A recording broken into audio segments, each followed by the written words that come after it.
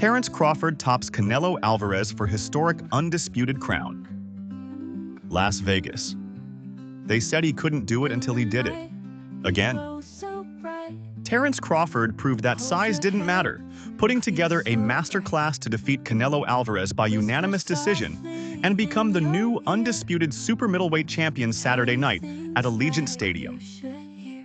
The judges scored it 116, 112, 115, 113, and 115, 113. With the win, Crawford, 42-0, 31 KOs, became the first male boxer in the four-belt era to be undisputed champ in 3 weight classes. And he did it with style, in front of an announced crowd of 70,182 in the stadium, most of whom were Alvarez fans, and millions more who streamed the fight live on Netflix. After capturing world titles in 4 weight classes, including achieving undisputed status at junior welterweight and welterweight, Crawford, who turns 38 in 2 weeks, made the audacious jump from 154 pounds to 168 pounds to dethrone boxing's biggest star. "I told y'all I'm not here just by a coincidence. God bless me," Crawford said. "He made this event, and he made this night just for me. And I've been telling y'all that. It's not my fault. It's God's."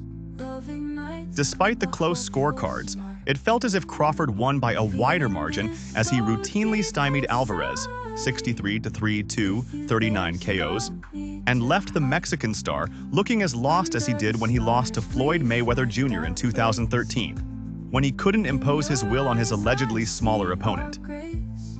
Alvarez, 35, has improved significantly since then, but Crawford was simply a better fighter who was always 1 or 2 steps ahead. Crawford outlanded Alvarez 115-99 in total punches and 45-16 in jabs. He outworked Alvarez when it counted most, with the most telling moment happening in the 11th round when a simple jab landed by Crawford forced Alvarez to step back and shake his head in disbelief. The size difference dominated the conversation heading into the fight, and even though both fighters weighed in at 167.5 pounds on Friday, the expectation was that Alvarez's power and strength would overwhelm Crawford. That didn't happen. "I'm a winner for being here," said Alvarez, who entered the fight 10-0 at super middleweight and a winner of 6 consecutive fights, with his only loss over the past 10 years coming at the hands of Dimitri Bivol when he attempted to capture a world title at light heavyweight. But against a fighter coming up in weight, he struggled to mount significant offense and was muscled around by Crawford late in the fight. "There's no defeat here," he continued. "The fact that I'm here makes me already a winner. I've done everything in my career. I've come to actually take risks, and that's what I did. I take risks."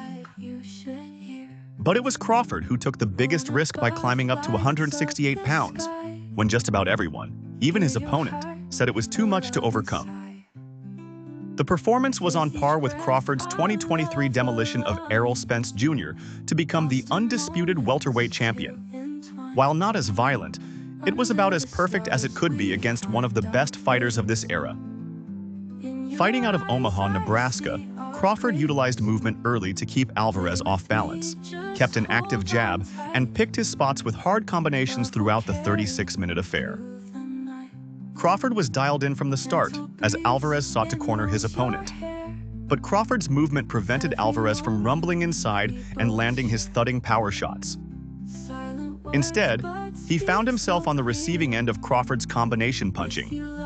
Crawford began to pick up the pace in round 4 as he began stringing together punches and escaping danger.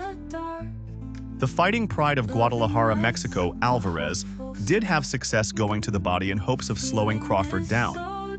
However, Crawford's movement prevented Alvarez from setting his feet and cutting loose meaningful combinations. By round 7, Crawford decided to sit in the pocket and exchange with Alvarez, which appeared to catch him off guard.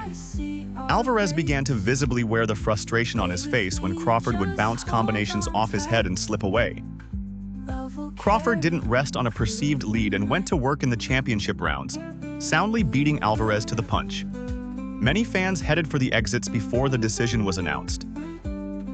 For those who remained and heavily jeered Crawford, those boos turned to appreciative cheers for the boxing brilliance of Omaha's finest.